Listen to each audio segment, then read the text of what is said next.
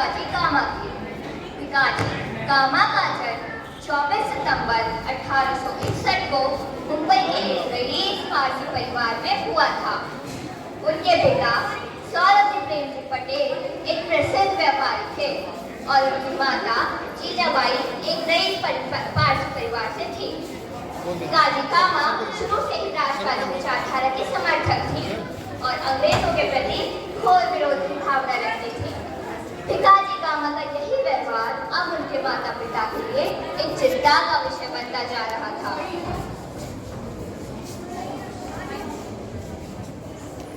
बेटी भिकाजी, जरा इधर तो आना। जी डैडी। हाय डैडी। बेटी, मैंने सुना है कि तुमने अपनी बातों से अपने अंग्रेज को हरास कर दिया है। मैं क्या करूं डैडी, मुझसे उनकी भारत विरोधी बातें सुनी।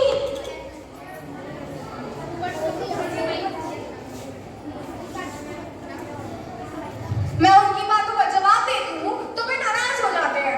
अब ये सच ही तो है कि अंग्रेज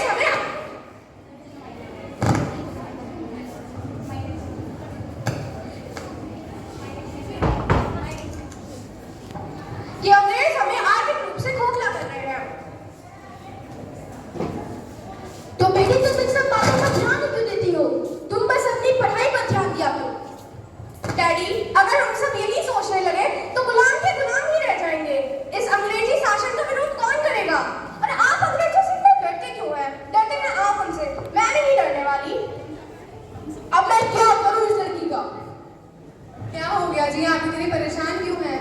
भिकाजी की माँ, मैं इस भिकाजी की वजह से परेशान हूँ। बता नहीं क्यों इसके अंदर इतना गुस्सा भरा हुआ है और अब तो इसके ऊपर अंग्रेजों के विरोध का जुनून चढ़ा है। इसका ये गुस्सा और इसके ये विरोधी बातें कभी कभी तो मुझे डरा ही देती है। तो फिर आप इसकी शादी की क्यों नहीं सोचते? देखिए, अगर घर गृहस्थी में रहेगी तो सब भूल जाएगी। शायद तुम सही कहती हो। और 3 अगस्त 1856 को मैडम भिकाजी कामा का विवाह एक रईस और उद्देदार परिवार में तय कर दिया गया। उनके पति नीलम की कामा एक रईस थे। उस समय चारों ओर अंग्रेजी सरकार के प्रति अवज्ञा का माहौल था। मैडम भिकाजी कामा जैसी स्वतंत्र विचारों वाली महिला के लिए यह समय उनके भविष्य की दिशा देने के लिए ही काफी था।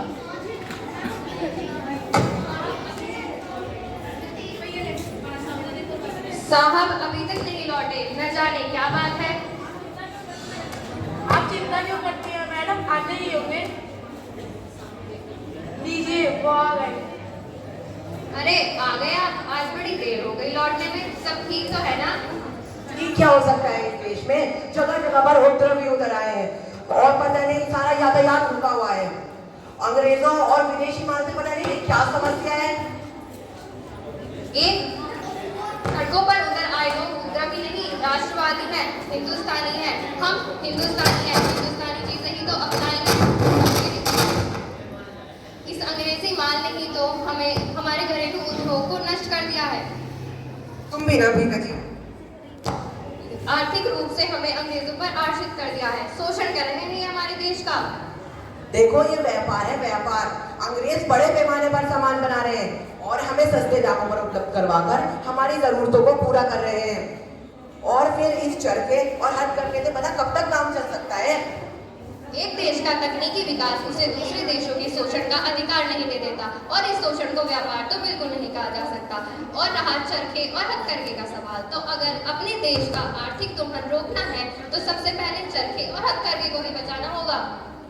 ओहो, तुमसे तो बात करना बेकार है। पता नहीं कहां से कहां लेकर चले गए। न जाने कब समझेंगे। पर मैडम कामा अपने इन वैवाहिक मतभेदों से विचलित नहीं हुई और निरंतर ही समाज सेवा और राजनीतिक गतिविधियों में सक्रिय रही। यहाँ तक कि जब 1897 में प्लेग जैसी महामारी बम्बई के प्रेसिडेंसी में फैली तो उससे ग्रस्त लोगों की सेवा करते हुए वे खुद इस महामारी की चपेट में आ गईं।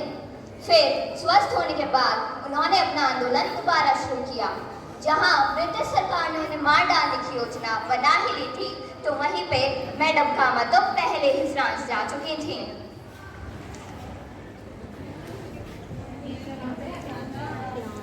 देखिए, आप में से कुछ लोग मानते होंगे कि एक महिला होने के नाते मुझे युद्ध और क्रांति का विरोध करना चाहिए। एक समय था जब मैं भी ऐसा ही सोचती थी कि 3 साल पहले मुझे क्रांति सब सोचने मात्र से अरुचि थी, पर ये भावना अब आ चुकी है और इसका श्रेय उदारवादी नीति की असफलता हो जाता है।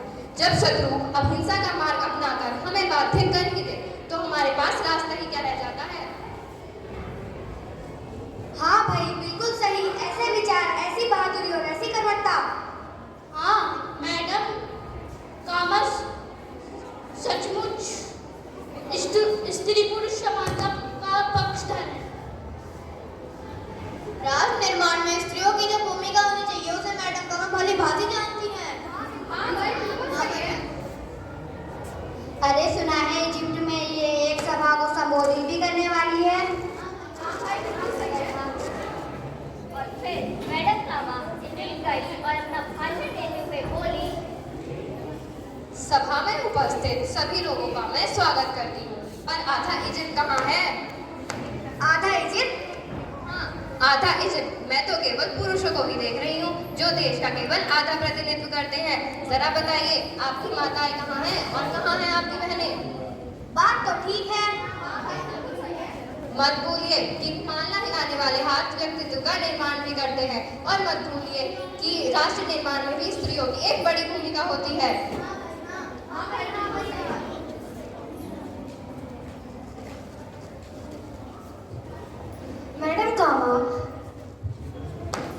मैडम कामा वचन से ही नहीं, कर्म और मन से भी कर्मठ थी। उन्होंने अपने पहले समाज को विश्व भर के क्रांतिकारियों के लिए शरण स्थल बना दिया था। वहाँ से वह चोरी छुपे हथियार और क्रांतिकारी सहायता भारत भेजती थी।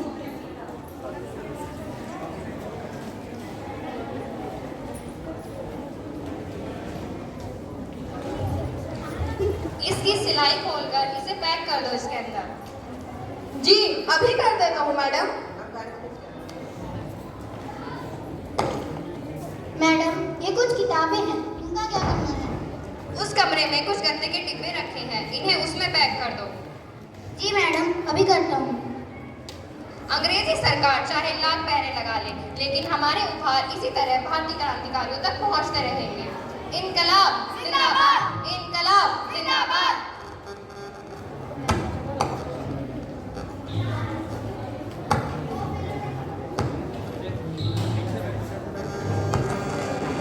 इस लेडी ने परेशान कर दिया है। जब देखो ये अपने भड़काऊ भाषण देती रहती है कि ये हो क्या रहा है। आप लोग इस लेडी को रोक क्यों नहीं पा रहे हैं? आए दिन भड़काऊ भाषण देती रहती है, रोकिए इन्हें। Yes sir.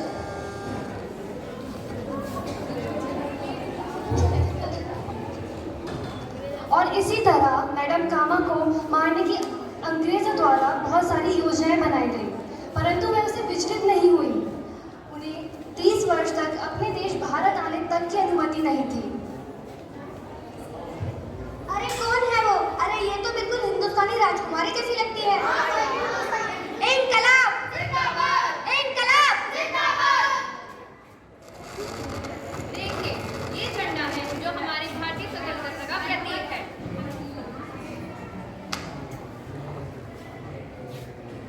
ये झंडा है जो हमारे भारतीय स्वतंत्रता का प्रतीक है। देखिए, ये जन्म ले चुका है और इस पर हमारे अपने जवानों के लहू की मोहर लग चुकी है। और मैं सभी महानुभावों का आह्वान करती हूँ कि वे सब उठें और इसे सलामी दें। वंदे मातरम, वंदे मातरम।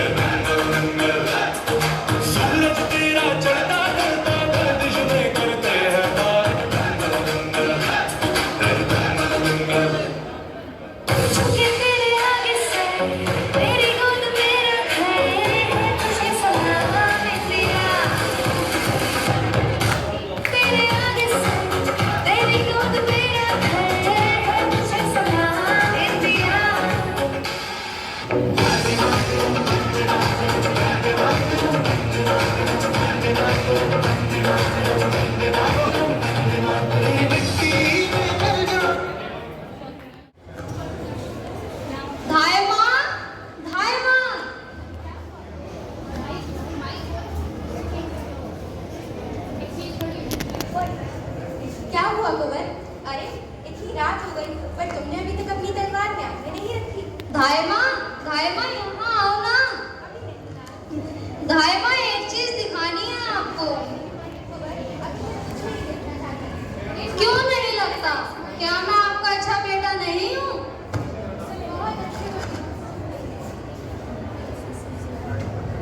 बहुत अच्छे हो तुम तो चित्तौड़ के सूरज हो, महाराणा सांगा के छोटे कुंवर, तभी तो तुम्हारा नाम कुंवर उदय सिंह रखा गया है। धाय माँ थोड़ी देर के लिए चलो ना। अगर उन्हें उठा दूंगी, जाओ जाकर हाथ मुंह धो आओ। ठीक है माँ, और मेरी कलकौल की माला टूट गई है, उसे ठीक कर देना।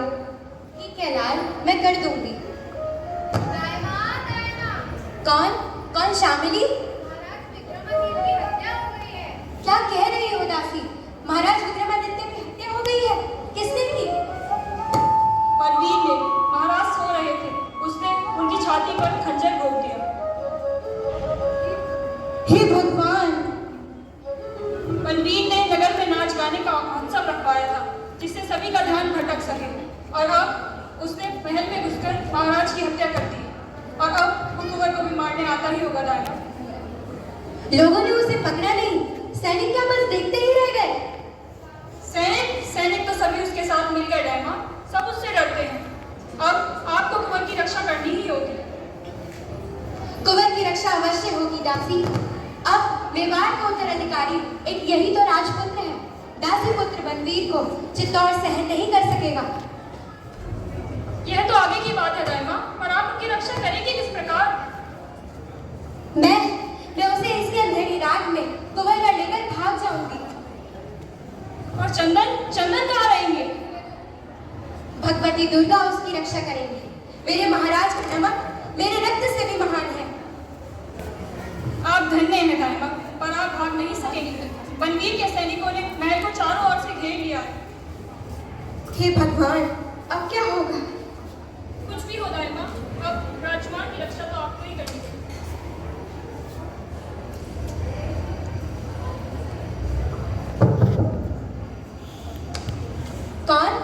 कौन है दरवाजे पर? अन्नदाता, मैं कीरत वारी हो।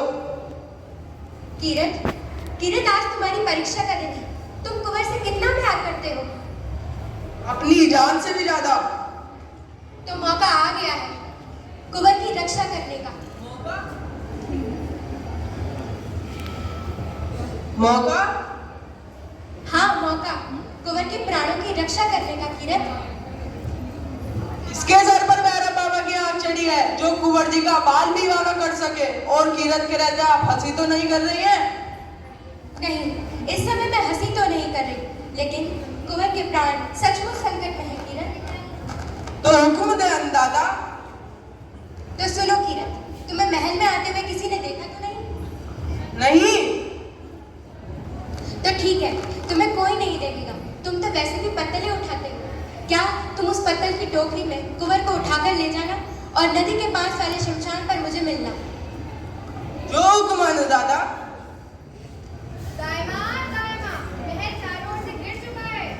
तुम यहीं ठहरो छापली, मैं अभी आती हूँ। जाओ किरण।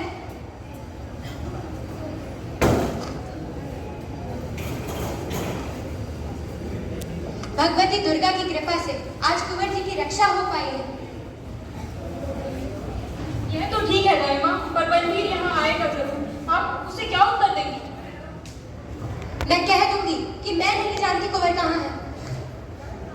बलवीर को बेवकूफ बनाना इतना आसान नहीं दाइमा। आसान है दासी। मैं कुंवर जी की शैया पर किसी और को सुला दूंगी। क्रोध में वह इतना अंधा रहेगा कि पहचान ही नहीं पाएगा कि शैया पर सो कौन रहा है। किसे सुला दोगी? हाँ, मैं चंदन को सुला दूंगी। अपने लाल को हत्यारे की तलवार के नीचे रख दूंगी।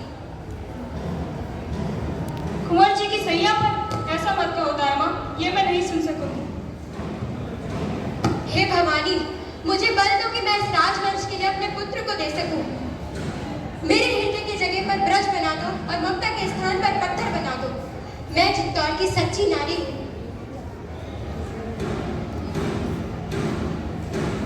माँ कुंवर जी कहाँ हैं? यहीं सो रहे हैं।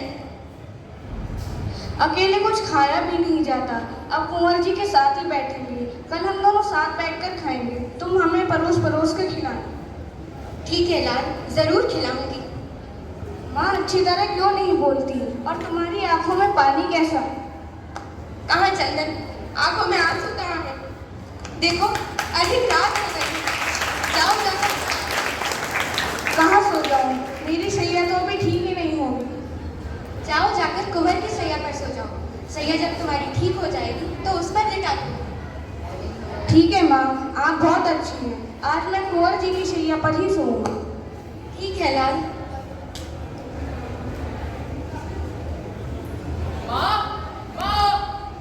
महाराज बलवीर, सारी रात दुकानों में सबसे अच्छी एक ही माँ है। ऐसी माँ को मेरा प्रणाम। अरे माँ, आपकी आंखों में आंसू? नहीं, मेरी आंखों में आंसू नहीं है। आज मेरे कुंवर बिना भोजन किए ही सो गए हैं। क्या आज खाना नहीं खाया है? आज तो उत्सव का दिन है, आज तो आनंद का दिन है। मेरे राज्य में 300 लोगों ने खाना खाया है, तो कहाँ है कुंवर सिंह? मैं उन्हें अपने हाथों से खाना खिलाऊंगा। वे किसी के हाथों से भोजन नहीं करते, मैं खुद ही उन्हें भोजन करा दूंगी। दाइमा हो ना, मैं तुम्हें जहांगीर दे दूंगा। बलवीर! हा हा हा हा हा। महाराज बनवीर नहीं कहा। दबा हो जाए यहाँ से, नहीं चाहिए मुझे कोई जागीर। तो उदय सिंह के बदले में जो मांगोगी वो दिया जाएगा। राजपुतानी व्यापार नहीं करती, या तो वो रणभूमि पर चढ़ती है या चिता पर। हाँ, दोनों पैसे तुम किसी पर भी नहीं चढ़ सकोगी। तुम्हारे राज्य को मेरे सैनिकों ने चारों ओर से घेर लिया है। सैनिकों को किसने आज्ञा दी? महाराज विक्रमादित्य ने। हाँ, वो अब इस संसार में नहीं रहे, मैंने उन्हें मार डाला। धिक्कार है बलवीर, जब तेरी माँ ने तुझे जन्म दिया तभी क्यों नहीं मार डाला? चुप रह दासी, कहाँ है कुंवर सिंह? तू कुंवर सिंह को छू भी नहीं सकता। हाँ, मैं नहीं छूऊंगा। छुएगी तो मेरी तलवार महाराज विक्रमादित्य के रक्त से सनी हुई, अब उदय सिंह के रक्त से धोई जाएगी। ओ क्रूर बलवीर, तू तो उदय सिंह का संरक्षक हुआ करता था। रक्षा के बदले तू उसकी हत्या करेगा? नहीं नहीं, ऐसा नहीं हो सकता। तू राज कर इस मेवाड़ पर, इस चित्तौड़ पर, राज कर इस सारे राजपुताने पर, लेकिन उदय सिंह को छोड़ दे। मुझे भिक्षा दे दे महाराज। ये आज अब ये बहुत देख लिया मैंने नाटक। अब मैं जब तक उदय सिंह इस राज्य में रहेगा तब तक ये सिंहासन मेरा नहीं हो सकेगा। मैं नहीं हटूंगी, नहीं हटूंगी। अपने कुंवर जी की शैया में से नहीं हटूंगी। अच्छा, तो इसे सुला दिया है जिसे इससे मरने में कोई कष्ट ना हो। वारी दाइमा, तू तो बालक का मरने पर भी ममता का ध्यान रखती है। तो चल, फिर मैं सच्ची निद्रा में सुला दूंगा। नराधम, पापी, क्रूर,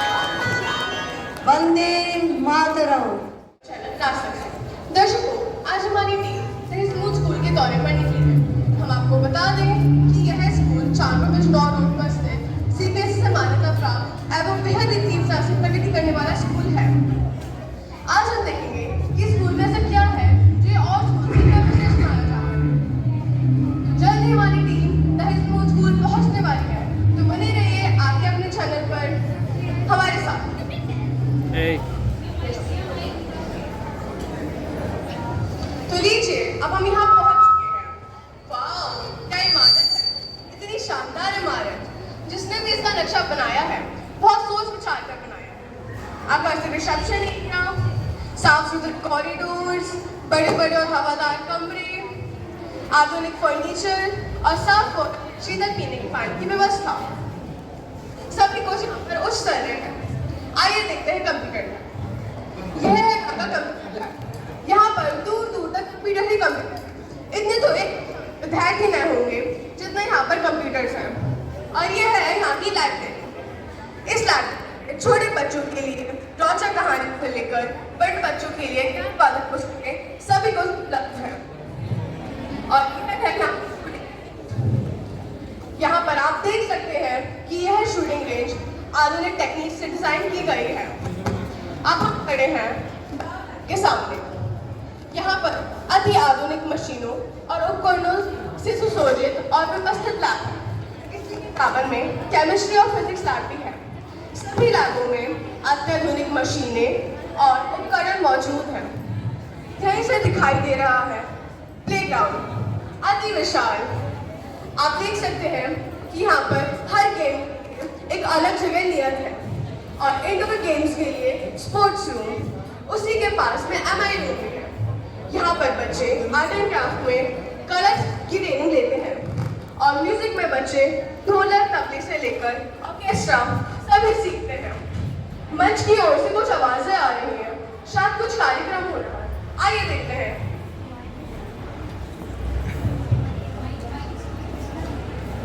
आप देख सकते हैं कि यहाँ पर सभी बच्चे अलग अलग वेशभूषा में तैयार होकर खड़े हैं। आइए इनसे बात करते हैं। हेलो बेटा, आपका नाम क्या है? मेरा नाम माही भंडागर है। आप बता सकती हैं कि यहाँ पर क्या हो रहा है? जी ज़रूर। यहाँ पे एक इंटर हाउस स्किट कंपटीशन है। 3 हाउसेज अपनी प्रेजेंटेशन दे चुके हैं। अब हमारे एंटर हाउस की बारी है। आप इसमें क्या रोल अदा कर रही हैं? जी मैं इस स्किट में एंकर का रोल प्ले कर रही हूँ। आपको आपकी प्रस्तुति के लिए बहुत बहुत शुभकामनाएं। मैं स्वयं यहाँ रहकर आपकी इस प्रस्तुति को देखना पसंद करूँगी।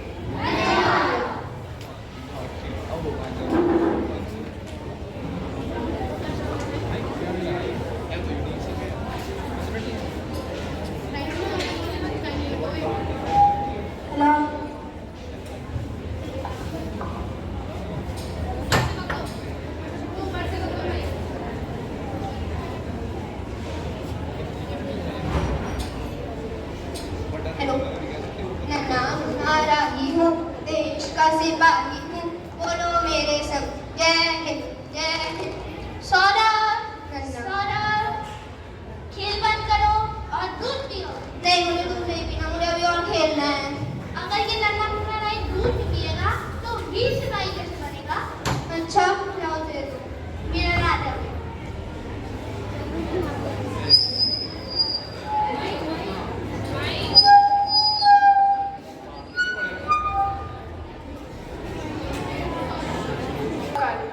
बचपन से ही सेना का सिपाही बनने का जुनून था इन्हें। सौरभ कालिया का जन्म अमृतसर में 19 जून 1936 को हुआ और वहीं इनकी शिक्षा दीक्षा शुरू हुई। देशभक्ति से पूर्ण वीर रस की कविताओं में इनकी विशेष रुचि थी। वीर तुम बड़े चलो, धीर तुम बड़े चलो, सामने पहाड़ हो, सिंह की धार हो, तुम निडर हटो नहीं, तुम डरो नहीं। वीर तुम बड़े चलो, वीर तुम बड़े चलो। हाँ, ये क्या पढ़ रहे हो आप? मैं कविता पढ़ रहा हूँ। सुनाना एक बार। तुम भी सुनो। चाहा नहीं मैं सुरबाला के गहनों में गूथा जाऊं, चाहा नहीं प्रेमी माला में बिन प्यारी को मैं ललचाऊं, चाहा नहीं सम्राटों के शव पर हे हरि डाला जाऊं, चाहा नहीं देवों के सिर पर चंद भूखे पर ललचाऊं। मुझे तोड़ लेना बनमाली, उस पद पर देना तुम फेंक, मातृभूमि पर शीश चढ़ा देना जिस पे जाए। ये तो फूलों की चाह है भैया, आपकी क्या चाह है ये तो बताओ। मेरी चाह तो एक सिपाही बनना है और अपने देश पे कुर्बान होना है। बहुत बढ़िया भैया। चलो भैया, माँ खाने के लिए बुला रही चलो। है। सौरभ कालिया का एक ही लक्ष्य था कि सेना में भर्ती होना और देश की सेवा करना। इन्होंने 12वीं पास करके NFSC का एग्ज़ाम दिया, लेकिन सिलेक्शन नहीं हो सका, जिससे वह उदास तो हुए परंतु निराश नहीं। उन्होंने हिम्मत न हारी और फिर एग्ज़ाम दिया और सिलेक्शन हो गया। उनकी प्रसन्नता का ठिकाना न रहा। पोस्टमैन, पोस्टमैन, क्या ये सौरभ काले का घर है? सौरभ काले के नाम पे एक चिट्ठी आई है। Thank you. Postman, postman.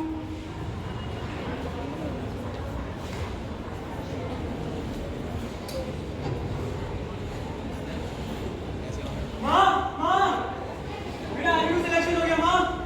अच्छा, बधाई हो। माँ कहीं जाना है ट्रेनिंग के लिए। अच्छा, कल ही चला जाएगा, फिर कब आएगा? पता नहीं माँ, फिर कब आना होगा। तुझसे दूर रहने की आदत नहीं है। अरे जान लो माँ, वैसे तुमसे कहाँ दूर जा रहा हूँ। तुम्हारे ख्याल में रखूंगा, तुम्हारे दिल में रहूंगा हमेशा। अब मेरा आशीर्वाद दो, ये मेरी तैयारी नहीं करनी है। मेरा आशीर्वाद तो हमेशा तेरे साथ है, तुझे तेरा लक्ष्य प्राप्त हो। धन्यवाद माँ। अगले दिन क्या होता है, आइए देखते हैं।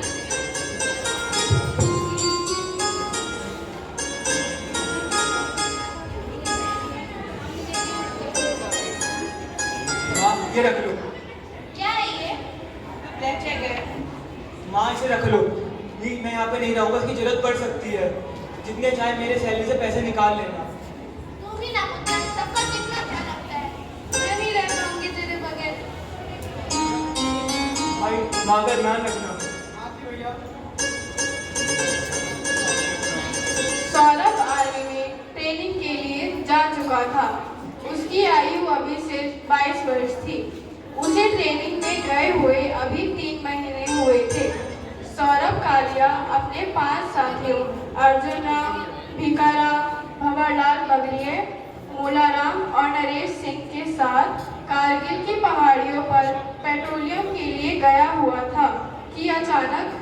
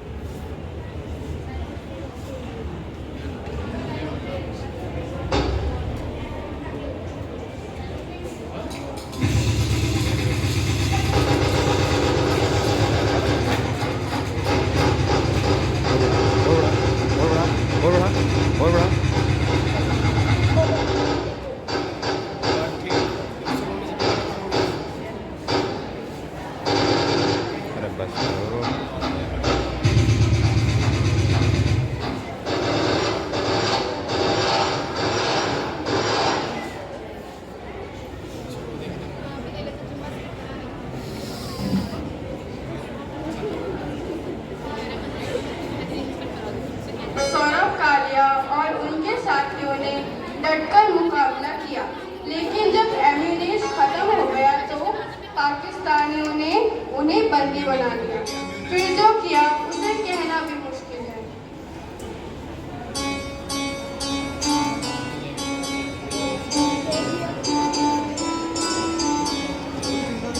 देख ले अपने साथियों को, गौर से देख ले।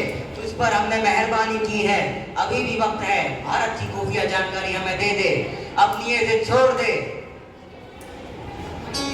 स्वर्ग से सूरज निकलना, गर्म जाना छोड़ दे, पानी बहना छोड़ दे, आतिश जलाना छोड़ दे, पर न छोड़ेगा कभी सौरभ तुराहे रास्ती, चाहे सब दर्जे अमल अपना जमाना छोड़ दे। बेवकूफी की भी हद होती है। हमारी बात मान ले और खुफिया जानकारी हमें दे दे। हम तुम्हें इतनी दौलत देंगे, इतनी दौलत देंगे जो तुम पूरी जिंदगी फायदे से में नहीं कमा सकोगे। हम तुम्हारी जिंदगी भी बख्श देंगे। जो दौलत हम तुम्हें देंगे उसे तुम और तुम्हारा परिवार शान और शौकत से जिंदगी बसर करेगा। शान और शौकत? चंद दिन है शान और शौकत का खुमान, मौत की तुलसी नशा देगी उतार। जब उठाएंगे जनाजा मिलकर यार, हाथ मल मल के कहेगा बार बार, इसलिए आया था, क्या कर चला, जो यहाँ पाया था नहीं पता चला।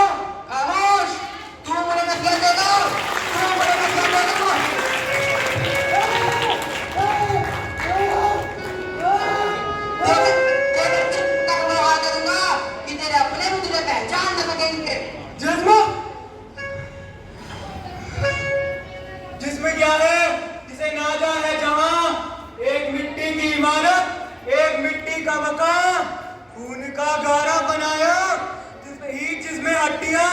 चंद सांसों पर खड़ा है ये ख्याली आसमां।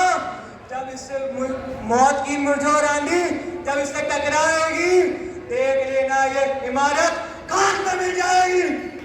जुबान कर बात कर, जुबान काट डालो इसकी। नहीं रुको, अगर हमने इसकी जुबान काट दी तो ये भारत की खुफिया जानकारी हमें कैसे देगा? इसके कानों में गरम सलाखियां डाल दो, सब उगल देगा।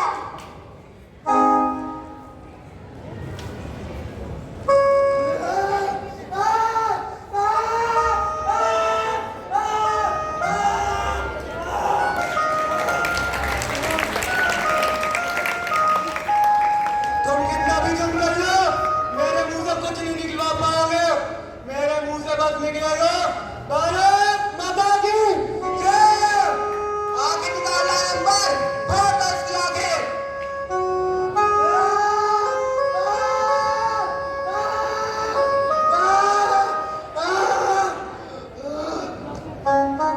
मारो इसको तड़पा तड़पा कर।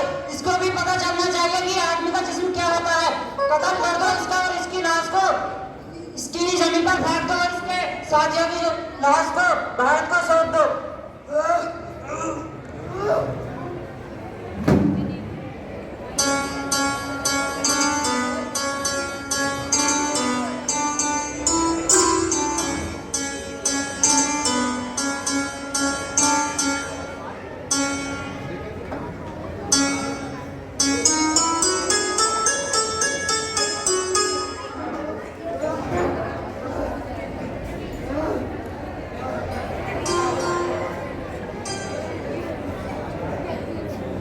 पाकिस्तानियों ने सौरभ कालिया को तड़पा कर मारा, यहाँ तक कि उसे उसकी निजी अंगूठी काट डाली।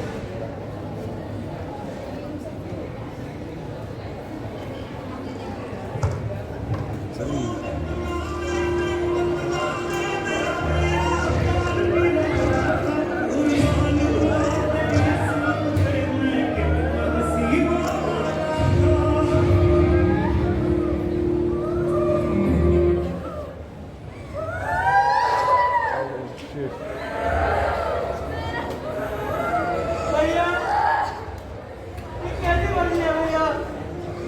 मैं अपनी फोटो खिंचवाने चाहता था, अब मैं फोटो कैसे खिंचवाऊंगा आपके साथ? पर मैं वैभव कालिया आपकी मौत का बदला जरूर लूंगा। भारत माता की जय। संभाल बहन अपना आप को, रो मत। हम भी अपने बच्चों को इंडियन आर्मी में भेजेंगे, वो सौरभ का बदला जरूर लेंगे। भारत माता की जय।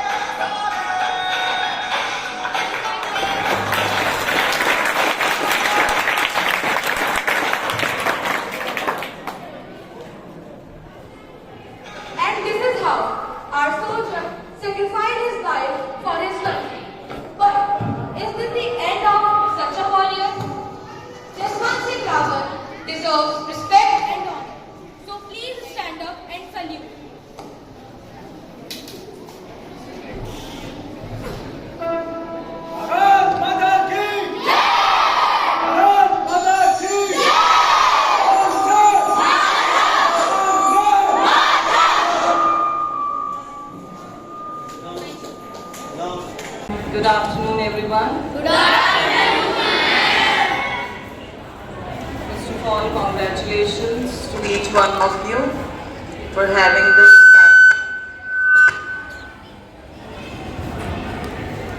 for these wonderful performances. I'm sure you all have worked a great deal to present what we witnessed today. So, a big round of applause for each one of you.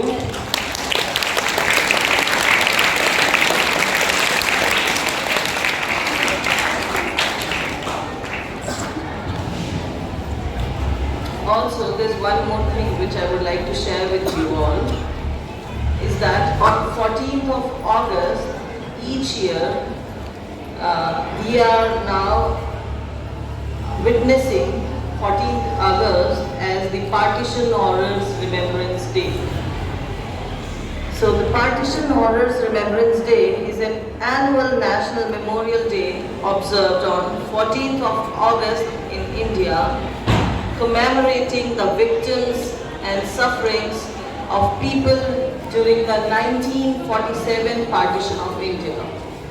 It was first observed in 2021 after our respected Prime Minister Shri Narendra Modi ji announced that from now on it will be observed as the Partition Horrors Remembrance Day.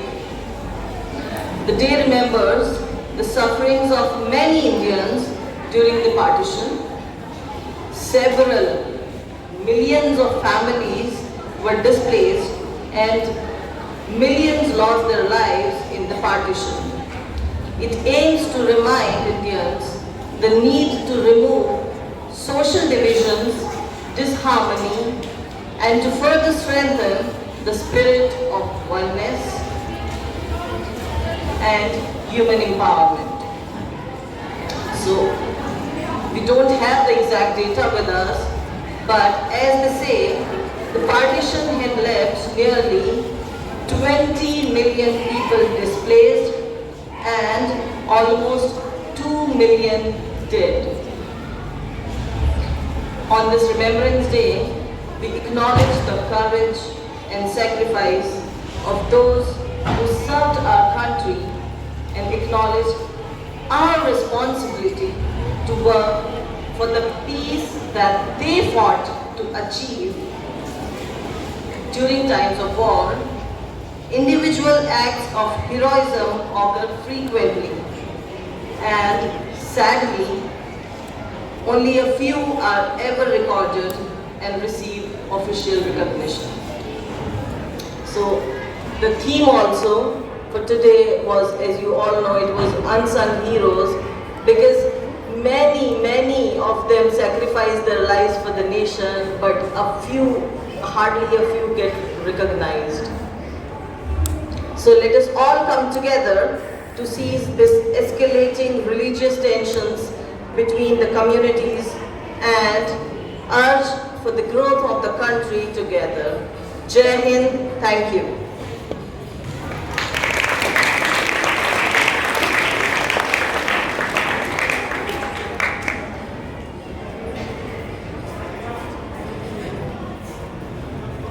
We are ready with the results also, and as usual, starting with the fourth ranker. So at rank 4 we have Sapphire House.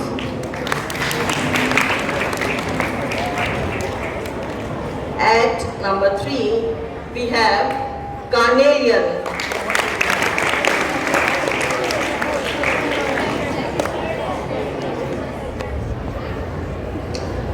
Who's the winner then?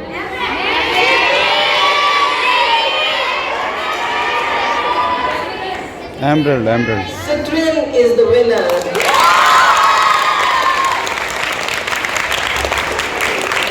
Congratulations, Citrine House. So in the Citrine House's act, the emotions were really, they were depicted really well. Although I would say the ending was a little abrupt, but overall conduction of the act, the composition of the act was good. And yeah.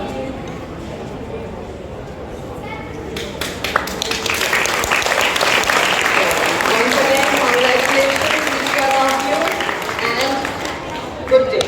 Thank you.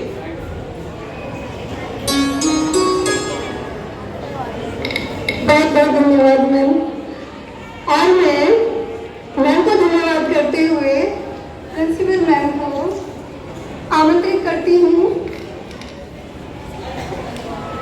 मुस्कान आपकी हमारे लिए वरदान है, आपका मार्गदर्शन ही हमारे लिए सम्मान है। आप अपना विवेक होता है, नहीं काबिल हर एक होता है। यूं तो जमाने में अनेक हैं रहनुमा, पर आप जैसा कोई एक होता है।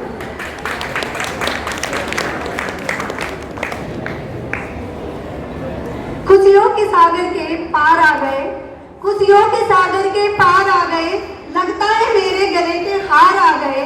करतल ध्वनि से गुंजा दो प्रांगण को, करतल ध्वनि से गुंजा दो प्रांगण को, आज हमारे सूत्रधार आ गए।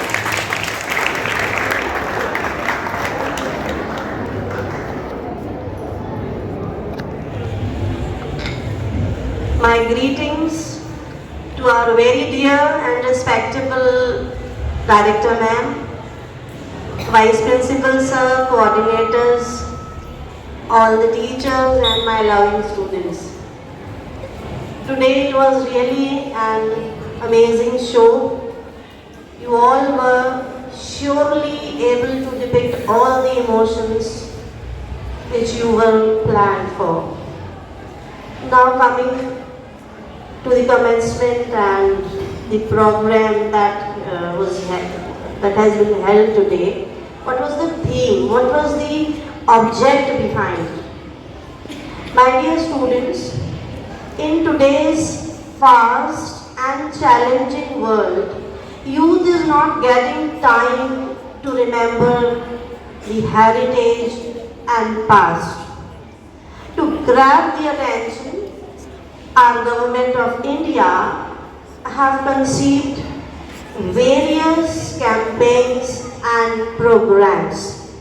Under similar headlines, we have been observing, we have conducted many activities in the past week.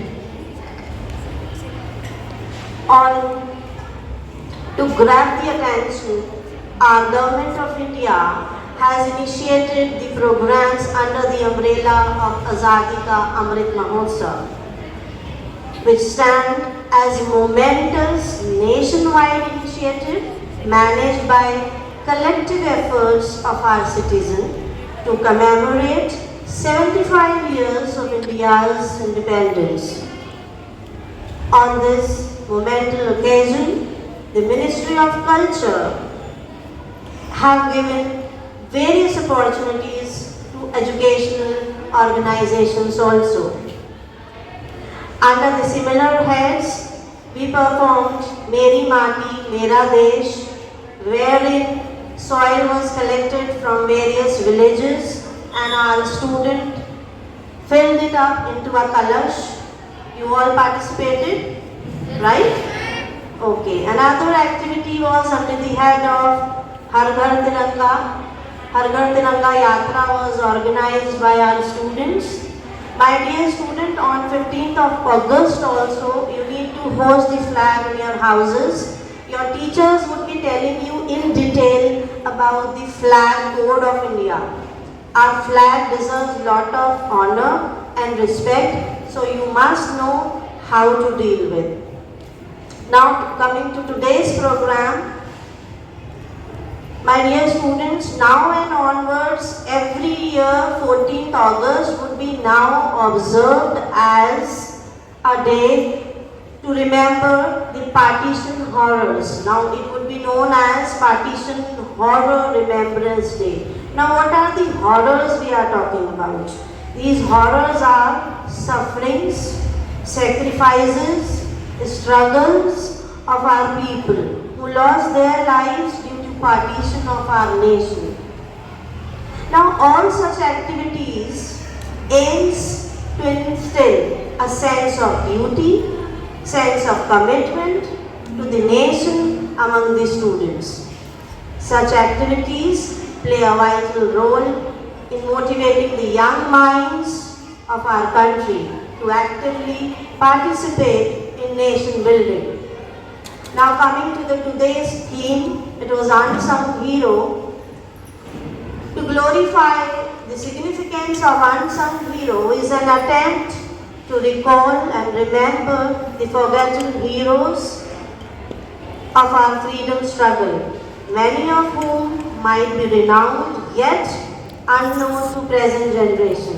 It is an attempt to glorify their sacrifices to build up our nation. Now my dear students, this is my request to each one of you. All these activities are not just a affair of few days around the 15th August. Every activity has its learning outcomes. So the takeaway should be there in each drop of your blood. It should go into your soul. It should reside in your subconscious mind that you must understand how significant and how hard-earned is our freedom. Wherever we go, we must cherish the importance of freedom. We must understand from where we have come and how far we have come. Thank you, beta. Jai Hind, Jai Bharat.